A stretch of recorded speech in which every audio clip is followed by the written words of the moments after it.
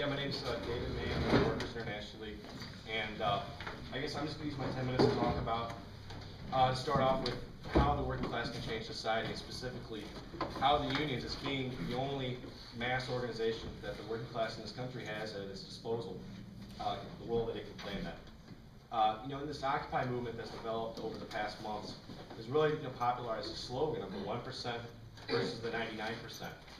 And that's, I think, it's a very important thing, because for a long time in this country, we've been accustomed to not think in class terms. We kind of think that we're all middle class, so that if you work hard and so on, you go to school, you can steadily improve your conditions of life from that, the generation that preceded you. But the economic crisis and this great recession that we've gone through has put the lie to that. It's shown that that is not the real situation, because right now we have, on the one hand, the fact that the federal government, the state governments, and in the private sector, the employers there, are basically forcing through austerity. There has the public sector workers are being laid off, and they're told that they have to take lower wages and compensation. In the private sector, there's been a process where they've been driving down wages for a long time already. But while that's going on the one side, on the other side, there's an immense hoarding of wealth. I actually found some statistics that were in the New York Times, of all places, but it had some very interesting info. And if you want to get a copy of this graph, I'm going to go into it in a second. We've got a copy in the paper here, so it's just a feel. But I'm not going to go into everything in here. But one of the facts that kind of jumps out is that from 1979 to 2009, there was more than 80% growth in terms of productivity. So the amount of wealth that was created by the average amount of work done by people in the United States. But at the same time, compensation, the average compensation, salary and wages, only went up 8%.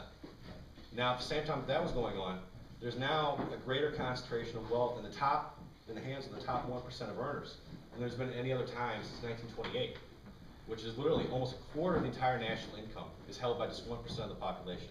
Now, if one thing that to show you that this is a society in which there are haves and there are have-nots. And again, the situation today is more and more going to force us to, frankly, have to think in class terms. One of the things that Marx pointed out a long time ago is that, I think it was referenced in one of the earlier workshops, was the fact that material conditions, in the end, affect people's consciousness. In the post-war period, after following the Second World War, there was an immense prosperity in the United States, which was based on the fact that U.S. companies were able to go around the world, invest in new markets, and rake in huge amounts of profit. Now, when they were able to do that, they were able to afford things like wage increases, to afford to improve things like Social Security and so on. That set of conditions created a certain type of conscience.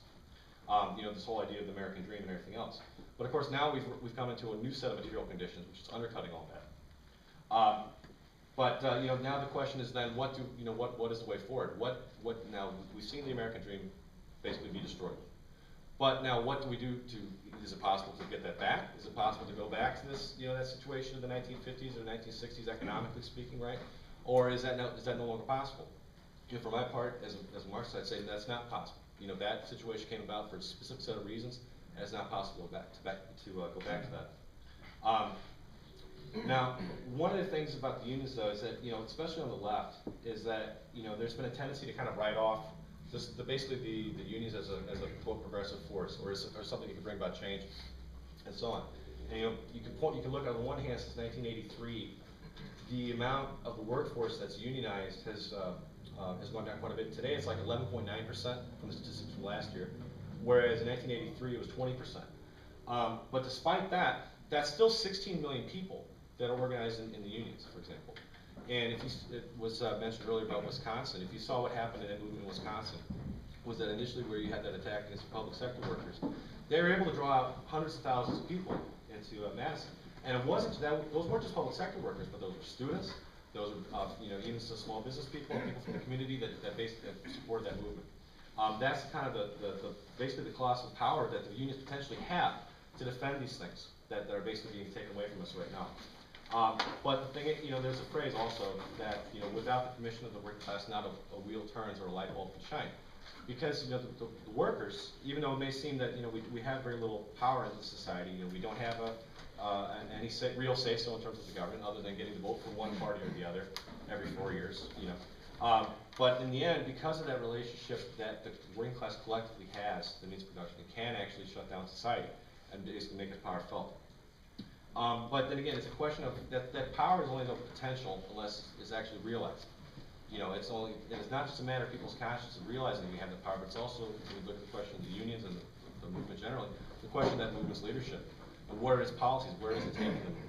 And you know, as was just said, over the past 30 years, the unions have gone from one defeat to another. You know, from like the PATCO strike in 1980 or 81. Each of these different times, the union leadership has basically not been able to, so nationally, collectively, not been able to answer the challenges of the bosses. And that's meant huge attacks and basically a sliding down. But how, you know, the question then, how do unions how can we transform them? Can they even be transformed? You know, I think if you look at just the past history of the unions, and I know I've only got 10 minutes, so there's not a whole lot of time to go into all of this, but if you look at like the traditions of the 1930s in which a lot of the CIO unions were formed, they had, you know, kind of an idea of what you could almost call like a class struggle unionism, in the sense that, like for example, the Minneapolis Teamsters strike in 1934, when the workers were able to completely shut down production, they were able to, you know, build a lot of support from the population in terms of, you know, in terms of that struggle. But whereas today, for example, a lot of times in the case of you know, Wisconsin, there was a potential there, where the workers, the Central Labor Council in Madison, initially did discuss the idea of a general strike.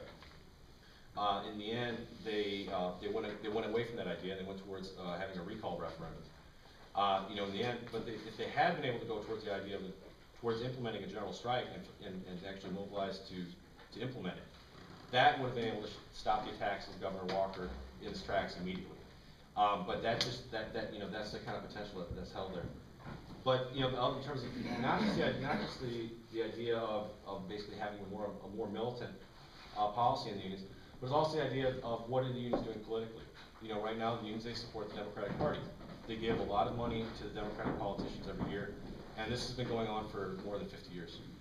If you look at what, you know, if you look at this, say like, you know, somebody's like looking at their own balance book and say, okay, I've been spending you know, X amount of money on this every week and X amount of money on this every week. What is that? Where is it going to? What is that kind of return is that giving?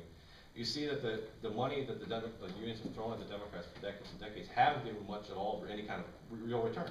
You know, we've seen, unfortunately, what's happened with the Obama administration and the first part of this administration having democratically controlled Congress. They did not, you know, push for an Employee Free Choice Act.